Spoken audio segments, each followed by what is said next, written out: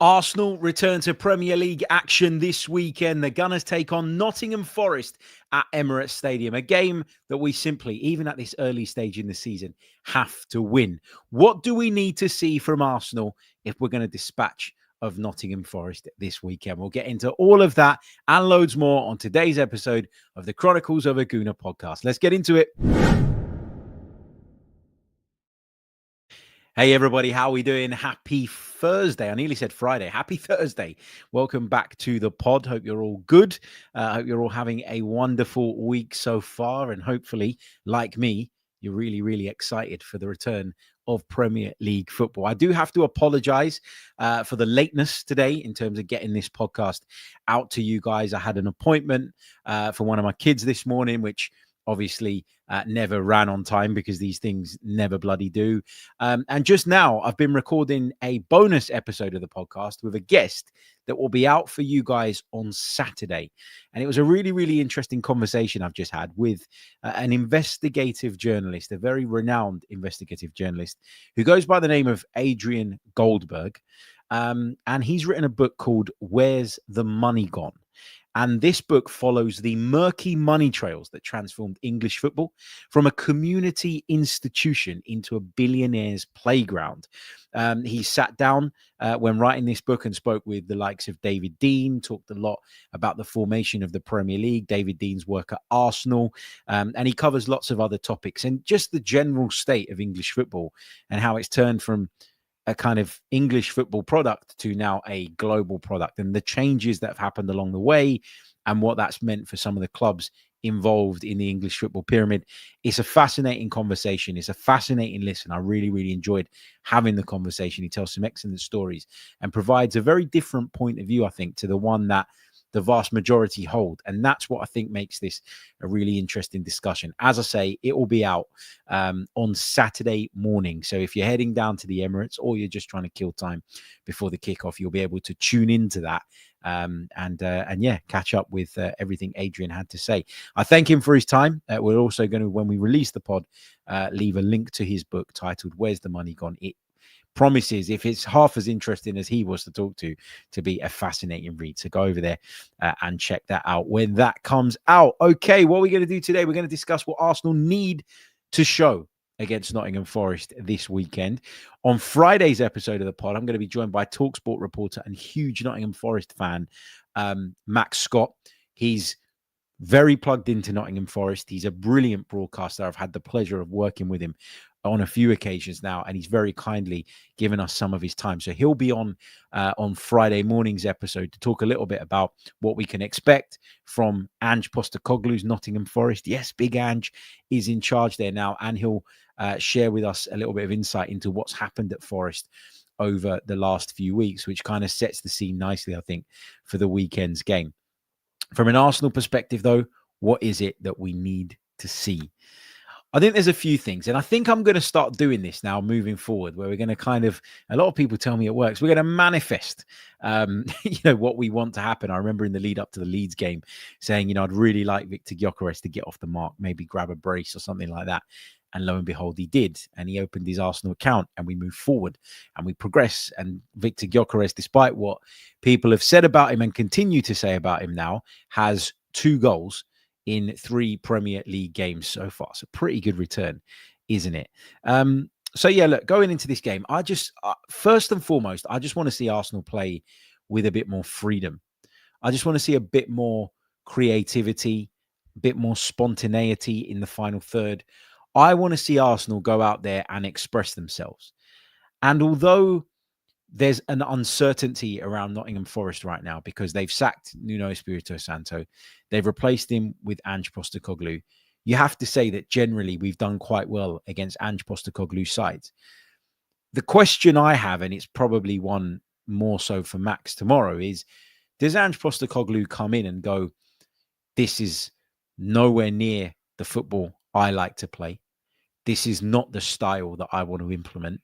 We're going to get to work straight away and completely rip up what Nuno has put in place, which has made Nottingham Forest a very competitive and stubborn side to play against. Does he come in straight away, rip that all up and say, no, we're playing Ange ball from the off? Or does he come in having only had probably 2, maximum 3 training sessions since his arrival. And obviously with some of those players being on international duty and returning at different times, it's far from ideal. Does he come in and go, no, you know what, let's stay as you were. Let's try and be competitive. Let's try and stick in the game. Let's make it difficult for Arsenal, and we'll approach the game that way. The truth is, I don't know. And that's what I'm kind of most fascinated about if you look at this from a kind of Nottingham Forest point of view. From an Arsenal point of view, I think that the remit is the same. If they play Ange ball, we probably have to be a bit more switched on defensively. Although I would argue that Nottingham Forest on the counter-attack last season were a very, very effective side. Morgan Gibbs-White was playing balls into the channels early from really deep positions as soon as, on a lot of occasions, Nottingham Forest would win the ball back, and releasing the likes of Elanga and Hudson-Odoi. Obviously, Elanga's not there anymore. But, you know, that was very much their game plan last season, and they were a big counter-attacking threat. That's what made them so competitive. That's what had them competing for a Champions League place for most of the season, because they were a side who could set up really, really well defensively, but pack the punch on the break. If they play Ange ball, they're not going to be so much of an a counter-attacking side, I beg your pardon. But at the same time, there'll be more spaces as a result of their kind of higher line, you'd imagine, and their more aggressive approach. If they play Nuno ball, and they have the players to do this, they absolutely do, then we're going to find it, I think, quite difficult at times. And so it's important that we, you know, take those risks in terms of committing our bodies forward. We put the creative players on the pitch. We pick the team that is going to give us all of those things that I mentioned right at the top of the pod: creativity, spontaneity, unpredictability. You know, we need all of those things on the pitch, because if you don't have that and you play with a more, shall we say, functional Arsenal side, like the one that was selected to play up at Anfield, you can quite easily find yourself in a situation where, you know, you are struggling to break them down, and you can try and change it later on by making substitutions and you know, adjusting tactics and shapes and all the rest of it. But ultimately, I think we just have to be at it from the very beginning in terms of giving our players that freedom, and we have to make it count. And I know it sounds like I'm stating the absolute obvious here, but we're going to come on to the team I would pick in a minute, because I think that's really important. And I think the team we pick is going to tell us everything about, you know, how Arsenal intend to approach the game. Now, obviously, the overarching objective is to win the game. But I think Arsenal are in a place now where I don't think they should be showing the likes of Nottingham Forest at Emirates Stadium so much respect that we pick a side that is more balanced between functionality and creativity. I think we've seen Arsenal struggle to score at Old Trafford. We nicked the game 1-0 based on a set piece. We struggled to do much as an offensive force up at Anfield. Yes, we scored 5 against Leeds, but we really leaned on set pieces, and the game state was very, very different when we went on to turn that result into a very, very comprehensive one. So I still think there's question marks about Arsenal's ability to create and Arsenal's ability to score goals this season. And I think you've got to pick the team that gives you the greatest chance of doing that, and trust that you have that defensive foundation and core that will protect you against any potential threat from Nottingham Forest, at least sufficiently. So if we talk about the team that I want to see picked going into the weekend's game, I think this is quite interesting. Because I think, again, this speaks to what I've just been talking about. So I want to see, obviously, David Raya starting goal. I want to see, because at the time of recording, we're not sure if Ben White's going to be fit enough. We're not sure if Ben White's going to make it. I want to see Jurriën Timber playing from the right-hand side. I want to see Saliba. Well, Saliba's out. I've got to take that out. I've got to change that. Sorry. This was my best 11 the other day. So I'm just changing this around a little bit. There we go. For those that are watching this visually, I can't remember what Madueke's squad number is off the top of my head. Anyway, let's go back to the screen. Here we go. So, look, as I say, I think you've got to go Timber right back, Mosquera and Gabriel at centre backs, with Calafiori in at left back. I think Calafiori is of huge importance in a game like this, where you're probably going to face a low block. Now, we say it all the time, but I'll just kind of reiterate the point. with Calafiori having that license to either go in field or to go on the outside and go up and get involved in the attacking phase of play, that will see Arsenal's defense just slightly shapeshift. And I think with these three, in the defense, Gabriel, Mosquera, and Timber, you've got enough to be able to say to Calafiori, you know what, mate, go on, get forward, make it happen, and we will sort of cover you. And if you play with the double pivot in front of those three defenders, which I've been advocating for a lot recently of Rice and Zubimendi, then you'll be fine. So that's what I expect Arsenal to look like in possession. In the midfield, I'd go with that Rice and Zubimendi pivot, as I've mentioned, and I'd give Martin Odegaard a more advanced role in front of those two guys. Give him a bit more freedom. Let him drift right to support Madueke. Let him drift left to support Eze. Let him get forward and get close to Victor Gyökeres. So I've given that away there. I want Eze to start from the left-hand side, and I want Madueke to start from the right. I've put it in the thumbnail. Unleash them. Unleash our creative forces. Unleash our attack-minded players. Unleash those that are going to give us all of those things I've described: unpredictability, goal threat, etc., etc. Eze will be stoked, man. He'll be making his Arsenal home debut. Madueke has started life at Arsenal quite positively, I think, and obviously did really, really well for England in midweek as well. So he'll be playing from a position of confidence. Martin Odegaard probably had his best game. And again, I completely take on board that it wasn't against the greatest opposition. But Martin Odegaard had probably his best game in a while for Norway in an 11-1 win, 2 assists and a goal for him. So you look at that and you think, you know, it's been a difficult start to the season in the attacking sense. Again, people keep pointing at the 5 we scored against Leeds. I don't think that necessarily told the full story of the game. And I spoke to a colleague of mine at TalkSport who's a big Leeds fan, and you know, the kind of next day or the day after, he was quite downbeat about it. And I said, it wasn't really a 5-0 game. Like, I know people will say if you concede 5 goals, then you're clearly second best, and at no point was there any jeopardy. But half an hour into that game, I was a little bit concerned. And I was a little bit worried. And all the things that we'd been saying the week before about maybe us not working the ball into Victor Gyökeres early enough and that not really working, all of that stuff was on display and on show in that first half an hour. Once we broke the deadlock, different story. But it's all often the case, isn't it, that when one of the lesser sides, if you like, and I say that with quote marks, comes to your place, the first goal is really, really important, because you get the first goal, you put them in a position where they now have to rip up their game plan, where they now have to step out, where they now have to come after you. And that will leave spaces that you can then expose with your, in most cases, superior quality. If they get the first goal and they've got something to hold on to, it can become even harder to break them down, because even naturally, they will drop that little bit deeper. Now, obviously, Arsenal have got a game coming up in the Champions League on Tuesday night as well. We play Athletic Club Bilbao out at San Mamés. Now, that's not going to be an easy game. I wonder if the team selection here is going to have that in mind, as has been suggested in the comments. I think Benny said Arteta will have one eye on Bilbao also as well. I think we've got a squad now which allows us, even with the injury problems that we have, which says a lot, by the way, that we can sort of make a few changes and freshen a couple of positions up for the trip to Bilbao. It's good that some of our players didn't really participate much during the international break. Calafiori, for example, only played in one of the games. Gabriel and Martinelli didn't play in Brazil's defeat to Bolivia. So there's a few examples. I think Timber was an unused substitute as well for the Netherlands. So there's a few examples of where, we've got players who should be rested enough to be able to take on those 2 games in quick succession.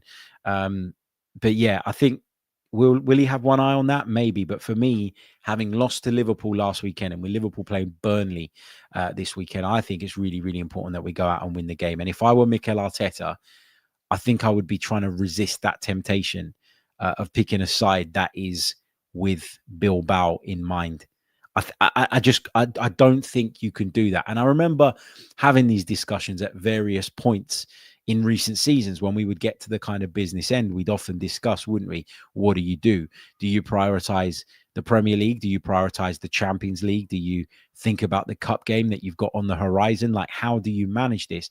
And obviously, the bigger and better and stronger the squad is, the easier those decisions are to make. And the more trust and faith you have in the kind of the depth players makes you, I think, more open to the idea of making those changes and executing those rotations. But I think for me, at this stage in the season in particular, you've just got to focus on one game at a time. Like, if we lost in Bilbao, it wouldn't be ideal. But given the new format of the Champions League, given how many games PSG lost and still managed to win it last season, you wouldn't be pressing the panic button. So it's not exactly a must win. You would argue that Nottingham Forest at home on the fourth week of the season is also not necessarily a must-win game. But I would argue it's more of a must-win game because of the result last time out at Anfield, and because I imagine Liverpool are going to win against Burnley at the weekend. It becomes a more important game than the Bilbao one for those reasons. So if you are going to prioritize one, which, as I say, I'm against at this stage in the season, I think you've got to take one game at a time. This is the one you prioritize, not necessarily Bilbao, in my view. But yeah, that's the team I would pick, just to kind of take you back to that very, very quickly. Raya in goal, Timber, Mosquera, Gabriel, and Calafiori would be my back four. I think Calafiori's been one of Arsenal's, if not Arsenal's, player of the season so far. Rice and Zubimendi would play in that kind of double pivot for me. And when I talk about that little bit more bravery and that little bit more license and freedom, that you can, push Rice higher up in a game against Nottingham Forest at home, who you're probably going to dominate possession against more than you can in certain other games. But again, you just got to be wary of their counter-attacking threat, because regardless of who's in the dugout, that is a habit and a kind of play, if you like, to use a kind of American football term, that Nottingham Forest have had in their locker for a while, used to great effect. And that isn't just going to be erased from their minds because Nuno Espirito Santo is gone.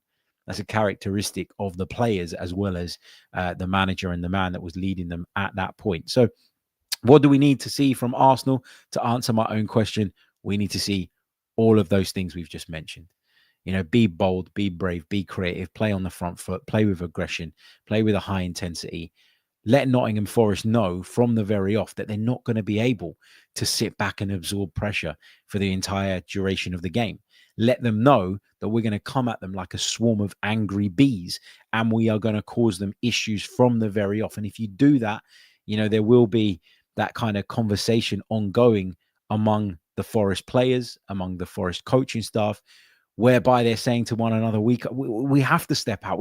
We have to be braver in our approach. We can't just sit here and try and soak it up. If you start slow, if you start sluggish, if you give them reason to believe that they can hold on, if you give them reason to believe that the best course of action is to park 10 men behind the ball and limit the spaces in and around their penalty area and nothing more than that, then it's going to be one of those classic attack versus defense games, in which case we're going to need our superior quality to really kind of step up. I love the idea of Eze coming in and making his full Arsenal debut. I love the idea of Eberechi Eze coming in off that left-hand side with maybe Ricardo Calafiori bombing on the outside of him and maybe taking a shot on from distance. We know he can do that. We know he likes to do that. Will he, in the first few weeks, just be a little bit more cautious in his approach? Will he want to lay it off to a teammate first and foremost until he establishes himself really as one of the guys and one of the team? Do you, by default, sort of pass the ball on a little bit more than you would if you were still the main man at Crystal Palace? I don't know. That's going to be interesting to see as well. But if you'd have asked me how this game was going to go a week ago, I would have said Nottingham Forest, turn up, low block, counter-attacking threat, problem.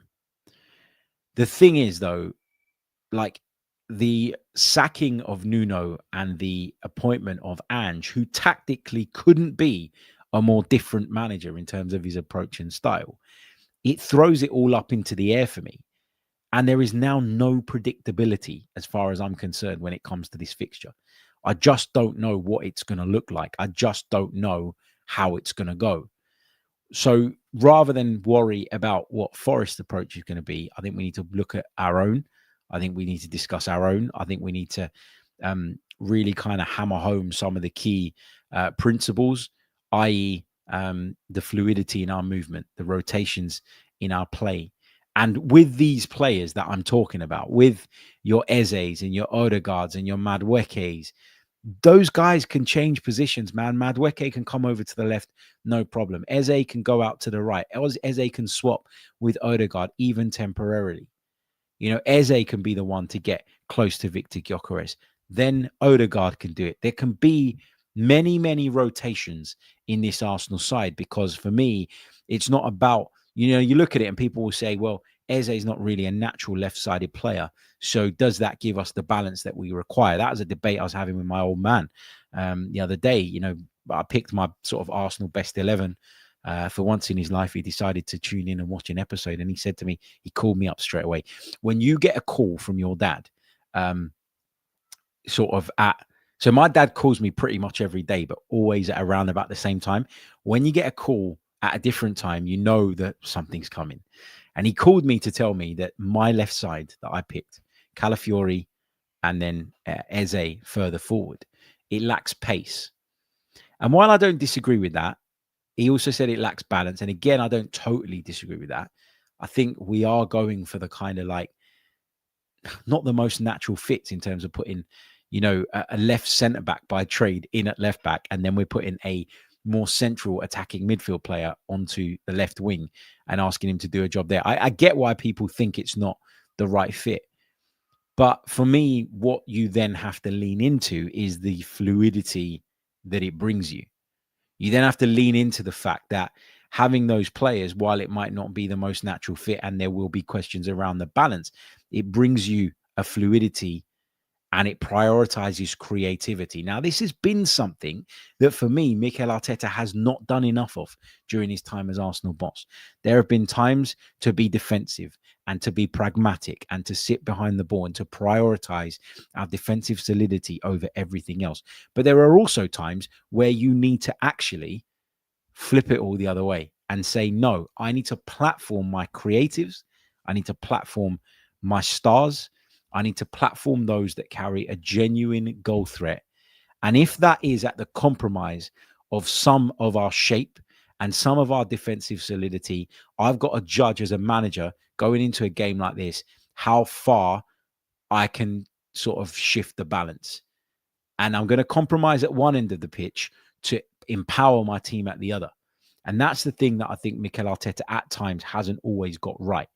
And so Saturday's game gives us an opportunity, I think, to show that we can do that we can change the balance, that we can shift the focus, that we can give people the creative license and the positional freedom to go out and break down a team like Nottingham Forest. And again, I'll make the point once more. Yes, new manager, new ideas, maybe a different type of game from what it would have been had it been played 2 weeks ago. But ultimately, it's still a very defensive-minded group of players. It's still a very well-drilled group of players. And as much as I personally don't rate Ange Postecoglou as much as a lot of other people, I do think that, you know, he's not such a bad coach that he's going to go in and undo all of that, is he, over the course of the last couple of days? Anyway, we'll see how it pans out. But that's my team for the game. I'll just read it out one more time for those of you listening on audio. Raya in goal. I am going with Timber at right back. Ben White could be back, but we're not sure on that at the time of recording. Mosquera and Gabriel at centre back with Calafiori on the left. Rice, Zubimendi and Odegaard are my midfield. Those two, Rice and Zubimendi, sitting as the double pivot with Odegaard having that little bit more creative license. Noni Madueke will play from the right for me. Of course, we're still without Bukayo Saka. Ebere Eze comes into the team on the left for me, ahead of Gabriel Martinelli, and Victor Gyökeres leads the line. What do I want to see? I want to see Gyökeres get off the mark. I want to see us take them to the cleaners. Come on, you Gunners. Right, we're going to take a really, really short pause. When we come back, we're going to take some of your thoughts, some of your questions from the live chat. There is lots of you with us right now. Just a quick reminder, actually, before we do that, if you haven't done so already, leave a like on the video, not on the chat. Go over and leave a like on the actual video itself. It really, really does help. And also make sure that you're subscribed to the channel, whether that is on Apple or Spotify. We don't mind. Just get yourself subscribed. Why not subscribe on both? Leave us a review on both as well. Reviews really, really do help. And if you want to go one further and support the pod, you can do that on Patreon. And we've got Patreon stuff coming your way over the course of the weekend. So get involved. Patreon.com/the Chronicles of a Gooner. Your support is very, very much appreciated. Right, let's take that short pause. Don't go anywhere. We'll be back in just a second, and we're going to get into the chat box, your thoughts, your questions on the big game, or whatever else you want to discuss. We'll get into that right after this. You're listening to the Chronicles of a Gooner. Like and subscribe.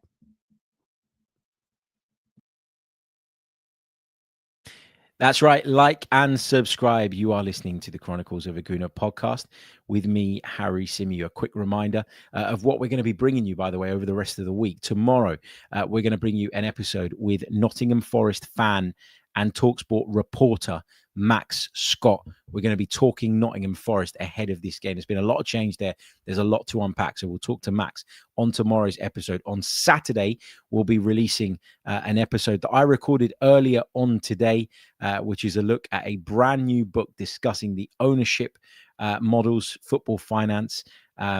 And it's called Where's the Money Gone? Fantastic book written by Adrian Goldberg. He sat down and spoke to me earlier today. That'll be released on Saturday for your listening as you come down to Emirates Stadium or look to kill time ahead of the game. And of course, on Saturday, we'll bring you some reaction to the game from Emirates Stadium in a short form. And then, of course, on Sunday morning, we'll bring you the full review podcast of that game. So there is loads and loads and loads of content coming your way. So make sure you are subscribed if you're not already. Okay, let's go into the chat box and see what you guys are saying. Jason Swift says, what would be our most balanced left side in your opinion, Harry? We did a bit on this a few weeks ago, if my memory serves me correctly, where we talked about the combinations and we talked about the fact that like Calafiori and Martinelli as a combination has balance because you've got a fullback who likes to go roaming and likes to go walkies, but you've got a winger who's probably more defensive minded than any other winger that we have. I think Calafiori and Eze is a little bit risky in that it's probably not the most defensive minded. And I think having the double midfield pivot that I keep talking about protects us a little bit against the effects of that. But I think in a home game that you're expected to win, I'm willing to make that sacrifice. I'm willing to trust that Gabriel can shift across, that Rice can be back and support in protecting that area. I'm willing to take that risk. And that goes back to what I was talking about finding that balance between the risk and the potential reward. So in terms of what our most balanced is, it's really difficult to say because we haven't seen all those combinations work together yet. I think right now, Calafiori is the left back for me. I know there's going to be debate about that. And I know that there'll be others that say, actually, Miles Lewis-Skelly was so good last season. There's no reason why he shouldn't be playing in that role. But I genuinely do believe that at the start of this season, Ricardo Calafiori has been our best player. Therefore, for me, he deserves to keep that role, to hold that role, to maintain that role. And then it's a question of who plays on the left. And again, you know, for me at the moment, if Saka was fit, it would probably be Madueke right now based on current form. But also you want to get Eze in. And Odegaard had a really good midweek on international duty. And so Odegaard, I'm sure, will come back into the team. And I think the way it's worked out now means that it's got to be Eze on the left with Calafiori, Madueke on the right, and Gyökeres through the middle with Odegaard playing in that hole. So that's what I'd go with. But I guess I can't answer that question fully right now. I'm kind of answering it based on theory. And my theory is that, you know, for example, Calafiori and Martinelli works quite well. But in the games that we've seen so far, did we offer enough attacking threat? Probably not. But that wasn't necessarily down to Ricardo Calafiori. That was down to maybe Martinelli not being at the level. So now if I put another left winger in there who's going to give me more, is he going to give me less defensively? Probably. But again, this is a game in which I'd be willing to take that risk. Manny says, given how well Mikel Merino did, at some point, I want to see Eze and Merino behind Gyökeres, Saka left and Madueke right. That's interesting. It's very different, but it's interesting. Ramnik's talking about Ange Postecoglou here. He says, pundits and fans keep berating Ange for finishing 17th, but how easily they forget that they gave up on the league a few months before the end of the season and just concentrated on Europe. I think you're right to point out that they prioritised, but a club like Tottenham languishing down in 17th in the Premier League is never acceptable. Is never acceptable. And so I would counter argue that and say, well, you can say that they turned off from the Premier League, but they shouldn't have, because they should have been focused on making their league finish as respectable as it could have possibly been. You know, and I say this to mates of mine that are Tottenham fans all the time. We were having another debate yesterday about whether or not, Ange Postecoglou should have been sacked. And I said, listen, if Ange won the Europa League or any other trophy for that matter, but finished 10th or even like 11th, I kind of look at it and I go, you know what? It's a bad season in terms of the league, but because he's won a trophy and because the position is not disastrous, you can let that slide. You can't let a 17th place finish slide. You just can't. And I dread to think, well, I say I dread to think, well, I don't really, because it would be quite funny, but can you imagine if the relegated sides were not those promoted sides again that were just miles off it before the season even started? Could you imagine that it was a more competitive league at that end, whereby those sides that had come up actually had a chance of survival and actually were capable of putting points on the board? Tottenham could have easily been dragged into that. And then what are people saying? Do you see what I mean? So I think you're being too kind, in my opinion. Jid says, right now, we're too early in the season to deviate from our core style of play. Players haven't developed their muscle memories yet, so Arteta won't make too many changes in the squad, tactics, and formation until we are drilled in before he can start trying to tinker or switch things around. It would be ill-advised to start tinkering so early into the season. So in theory, I kind of agree with your point, and I get where you're coming from. But what I would say in response to that is we've signed to change. We've signed players to adapt our style of play because we've bought a completely different profile of player in so many of those areas. We've bought an out-and-out number 9, which we didn't have. We've bought another creative in Eberechi Eze, which was something that we were clearly lacking in. We've bought another winger in Madueke, who gives us like for like in a lot of ways to Bukayo Saka stylistically, not in terms of his level, before people jump on my back. But then you look at what we've got in midfield. Zubimendi is quite different to Thomas Partey in a lot of ways. Calafiori playing at left back gives you something very, very different to what Miles Lewis-Skelly did for the majority of last season. So I get what you're saying, but I think we signed to create, as Clive Palmer would put it, another face. And so what was the point in making those signings and making that investment if you're then afraid to show that different face? So I think you are going to see changes in the way we play. I think the team I've picked, and I'm going to say this because I'm biased, is absolutely the right team to pick against Nottingham Forest at the weekend. And I think in picking that team, you are already changing things because you've got a different dynamic in so many different areas of the pitch. DJ Sooty says, there are reports that Saka's ready to return against Forest. If Arteta starts him and plays Madueke on the left, should we question Arteta given the depth we have in our squad now? I haven't seen those reports personally, and I don't know them to be right. I'm not saying that they're wrong because, again, I'm not doing that thing where I claim to know more than everybody else. I don't. But I've not heard anything to give me any confidence, I guess, that Bukayo Saka will be available for this game. Also, would I want him to be picked, given that it's another hamstring injury, given that he missed, 3 months of last season with a hamstring injury that required surgery, and then we get 3 games into the new season and he picks up another hamstring problem? I'm starting to worry about Bukayo Saka's hamstrings. And when you are a sprinter, where you are someone who's reliant upon sharp movement, actually a hamstring is a really worrying issue and worrying problem. So even if there was the slightest chance that Bukayo Saka would be available, I'm leaving him out. And if I'm the doctor at Arsenal Football Club, I'm telling Mikel Arteta, you do not play this guy, 2 weeks after he suffered a hamstring injury. You just don't do it. You don't do it. You've got to give him time to recover. You've got to give him the opportunity to get back to fitness. And you've got to give him the opportunity to rest in the way that he needs to. Alex says, how do we evaluate the Greek connection between Ange and Marinakis? I mean, as I said to you guys the other day, I went into work after sort of Nuno made those comments about Marinakis, and I said to everybody, I bet he goes and hires Postecoglou, and people laughed at me. I do think the Greek connection has played a part there. I do. Donovan says, now with all of the squad depth we have now, once Saka is back, where do you see Max Dowman playing? I see Max Dowman coming in off that right-hand side, and maybe in a more central area, but coming off the bench. Let's be honest, as much as I've played up and hyped up, and rightfully so, Max Dowman's quality, because he's absolutely brilliant. He is a kid. He's 15 years old, and we got to be careful. And also, we want to give him that kind of that sense of belonging by keeping him involved in the first team squad and having him participate with the first team squad. But we also want him to play football. So that will mean at times I think that he plays, or should play, he might not, but should play with the under 21s as well. And I think, we need to keep him playing football. We need to keep him developing. We need to keep him learning. But we've also got to keep his feet on the ground. And we've got to be careful with regards to the expectation that develops around him, because he is 15 years old.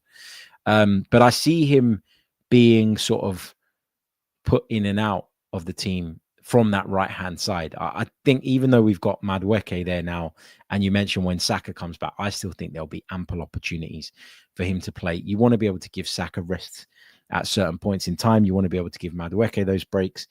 Equally with Eze on the other side. The depth is a good thing. The depth is a great thing. Like, for instance, right, we play Port Vale, don't we, in the League Cup very, very shortly. I want to see Max Dowman start that game. Like, there'll be people that disagree with that, even, that will say, no, it's even too soon for that. But for me, no, play him. That's where you give Max Dowman his opportunity and his chance to get minutes. So I think there's plenty of game time there for him. I think we've got to be careful still in the way that we manage him. And I've got every faith that we will do it the right way, because we've done it before with other players. We've got experience as a club of nurturing young players and bringing them all the way through into the first team. So I think as a club, we're well equipped. And I think Max Dowman will get his chances. Augustine says, do you think the team is struggling to suit Gyökeres's playing style, him being someone that stands in front of the opponent's centre-backs? I think we're still adjusting, and I think we're still adapting to, what he brings versus what Kai Havertz or Gabriel Jesus brought to Arsenal in that centre-forward role in the past. So I do think there's an element of truth in what you're saying, but I think it's one of those things that's going to take a little bit of time. And listen, what you really want from Victor Gyökeres, and as I mentioned right at the top of the pod, is for him just to keep scoring goals, because if he keeps scoring goals, those conversations, those discussions about all the other aspects and elements of his game, they become kind of irrelevant to me. Do you see what I mean? I think as long as he scores goals, like, for example, right now, I've had people, rival fans and friends of mine, colleagues, go, Victor Gyökeres, he don't look great, does he? And I just turn around and I say, well, he's got 2 goals in 3 Premier League games. What more do you want? And even though that doesn't tell the whole story, in that he was largely ineffective at Man United and at Liverpool, which a lot of strikers would have been, by the way, in those circumstances, because as a team, we didn't create enough. I've got that thing to kind of push back and say, well, he's got 2 goals in 3 games. And that's why I'm desperate for him to score against Forest at the weekend. And people will then start peddling other agendas and other narratives. Like, for instance, well, Victor Gyökeres is a flat track bully. You can see that based on the teams he scores against. And my response to that will be, that's all we need him to be. That's all we need him to be. Yeah, Arsenal lost to Liverpool the other week. But generally speaking, we've been very, very competitive against the big side. So I'm not massively worried or concerned by that at this moment in time. Wesbird says, Harry, I'm a little concerned that Arteta won't utilize the players to their strengths and in the right system. What's your thoughts on what he needs to do to make the most of the talent at his disposal? I think he's got to make some tweaks and adjustments that we've talked about pretty much all summer, in terms of just taking the handbrake off a little bit and picking players that are going to give you flair more than they're going to give you rigid, systematic obedience, if that makes sense. But what I will say is he's also got to just trust a little bit more. Like, he's got to be able to turn around and say, yeah, you know what, like, Saliba and Gabriel, you are a formidable bloody partnership, and I wish you were fit and able to play in every single game. But I've got Christian Mosquera now. I've got Piero Hincapié. I've got Ben White. I've got Jurrien Timber. I've got Calafiori, I've got MLS. He's got to be able to go. I've worked very, very hard over the years to get us into a position where I've earned the trust of the football club and I can get the investment that I need to develop and build the squad. Now you're there, you have to use the squad. Otherwise, what the hell was the point in going and getting it? Right? Like I'm a really good example of this, where I will go out every once in a while and I'll buy a shitload of clothes. Right? I do this all the time. I go and buy clothes. And then what happens is I come home and I'll put the clothes away, and then I will, and it's for me, it's because I'm lazy, but for Mikel Arteta, I think it's because he's got to let go a little bit. I will sort of wear a t-shirt and a pair of jeans or whatever, and I'll put them in the wash, and then my wife will wash them, and then she'll fold them up, put them in a basket, take it up to the bedroom, and she'll say to me, your clothes are in the basket there, so you can find what you want. And what I should do is put them away. And what I don't do is put them away. And I end up in a situation where then I just pick up the same t-shirt and the same jeans and I wear them again. And then I put them in the wash, and then they come back, and then I wear them again. And the clothes that I've got in the drawer, this is a weird analogy, I know, but bear with me. The clothes that I've got in the drawer just stay in the drawer for ages. And then after a while I go, bloody hell, I bought a new t-shirt. Why haven't I worn it? I bought a new jeans. Why haven't I worn them? Do you see what I mean? With Arteta, that's not the case. Maybe there is a bit of the whole familiarity thing and, the kind of not wanting to change element about it as well. But now that you've got that greater resource, you have to use it. And I think that's the thing. He's got to give people more freedom, as we've discussed at length, but he's also got to give players the opportunity to come in and fill those roles and trust in the players that he's seen fit to go out and buy. Kebby says, where do you play Marino? Also, obviously, had a game with Spain. I wouldn't play Marino at home to Forest, not from the start anyway. But if he does come on, he's coming on as a left 8 for me. And he's going to have that license to get forward and close to the striker. I mean, for instance, if, we are chasing a goal against Nottingham Forest in the late stages of the game, do you need Rice and Zubi playing as a double pivot? No. And I would argue that Marino's a bigger goal threat than both of those players, in which case I'd throw him on for one of them. I'd leave one of them sitting at the base with the protection of the centre-backs behind them, and I'd say go and be a little bit more forward-thinking. Bill says, will Arteta get the balance right in terms of in-game subs to refresh players as much as possible, given the in-game scores? I think the subs thing is quite hard to judge a lot of the time because, and I'll answer this as best as I can, because game state will dictate a lot of the time whether you can actually make those changes or not. Like, you might go into a game and say, I only want to give Jurien Timber 60 minutes today. But then it's 1-0 to you. The opposition are on top of you. He's been your best defender. He's performed really well. The winger that he's dealing with hasn't got any change out of him whatsoever. And then you become reluctant to make that change. So I think it's really easy to kind of say before a game, let's manage the players in a certain way, and we'll bring X on after X amount of minutes and whatever. And I think you can have those plans in mind, but I think I'll only judge his substitutions with hindsight. Now, I'm lucky to be in a position to be able to do that. Mikel isn't in that position. He's got to make those decisions on the spot. But I think that for me, I would be looking back at changes and substitutions after the fact, because I'll be doing it based on what the game state looks like and how things then went afterwards. But I appreciate that any criticism that I throw in someone's way who has had to make a decision in real time versus my analysis that's come in hindsight is obviously going to be, not as valid and maybe not as significant or shouldn't be taken with as much kind of respect, I guess. Jason Swift says there is also the aspect of the potential backlash if he rotates and gets it wrong. Yeah, so he's got to get it right. But then what was the point in adding depth and adding more options if you're just going to go, I'm fearful of the backlash? Like, either you trust these players or you don't. And if you do, you got to give them the opportunities and let them repay that trust in you. And sometimes it will go badly, and sometimes it will reflect poorly on you as a manager. And unfortunately, we live in a world where people a lot of the time are not calm enough and will not go, right, well, how did this go? Why did it go this way? And be understanding to the manager's viewpoint at the time. And instead, they'll just be really toxic about it and go, he took X off and that cost us the game. Unfortunately, that's the way of the world, right? That's the way of the world. You know, people are ready to jump one way or the other. Look at what happened last night over in the States. Charlie Kirk murdered. Now, I'm not getting into politics on the Chronicles of a Gooner because it's a football podcast. But when I've been saying over the last few days that the world has become so ridiculous in that everything's got to be so binary, it's mad.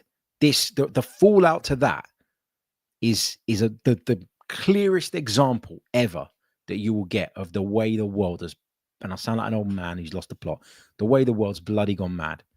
Okay, because there are people that are outraged by what's happened. There are people that are or were in the past outraged by things that Charlie Kirk had said. And that's fine. Okay. You can, whether you agree with him or you disagree with him or not, we've got one end of the spectrum that say this is completely ridiculous. And as murder is, whoever's murdered under whatever circumstances. And then you've got another group of people online that are celebrating that the guy's dead. Now, I didn't follow Charlie Kirk particularly closely. I'll be honest with you, I didn't really know who he was until last night. It's only since then that I've looked into who he was, what he stood for, what he said, etc., a little bit. But regardless of what he's said, he doesn't deserve to be shot in the neck on stage at an event that he's been invited to speak. Neither do the people that are dying in all the conflicts around the world deserve to be killed. At what point do we stop using these kind of different opinions that we have as reason to not be human anymore? That's where I'm struggling with it, right? Regardless of someone's political views, yeah, you do not celebrate someone being shot dead. You don't. And that stands for what's happening in Gaza. That stands for what's happening what happened to the people of Israel on October 7th. What happens to anybody in any conflict who dies under any circumstances. We've become so binary, so left or right, that we now celebrate people's deaths because we've got to that stage of madness. And that is in the broader world. And that is talking a little bit of politics, the politics of a gooner. I don't do politics on this podcast, and I never will. But this is not politics. This is just basic humanity and decency. And we've lost it completely because we've allowed political views and agendas and opinions, because we are incapable of coming together and meeting in the middle on any subject, because that's the way the world is. And social media has played a massive part in creating that world. We've now ended up in a place where we've gone so one way or the other. And I keep talking about the binary nature of things. We've gone so far one end or so far the other that we're either outraged by death or we're celebrating death. And like, why under any circumstances would anyone celebrate anyone's death? I don't get it. Anyway, we're going to leave it there because we're not going to talk about that anymore. But I had to get that off my chest because it's something that exists in society, but that has spilled into football discourse as well, whereby like you can't possibly like. I've seen some of the stuff that Charlie Kirk said, and I fundamentally disagree with loads of it. But I still, when I heard he got shot, my reaction wasn't, yay, he's dead. Like, do you see what I mean? Because I'm looking at it through a human perspective first. And this is spilt into football discourse because now it's kind of like you're either Mikel Arteta in or you're Mikel Arteta out. And so when he fails, if you're so far on the outside, you're going to revel in it and you're going to love it. When he succeeds, if you're so pro Mikel Arteta that you can never see any of his faults, you're going to overblow and overinflate the successes. When actually the truth, more often than not, is somewhere in the middle. So yeah, anyway, we're going to leave it there. We're going to wrap up the pod. Don't want to go too far down that rabbit hole, but I thought it needed to be said. Forgive me if that's not what you tuned in for. But anyway, okay.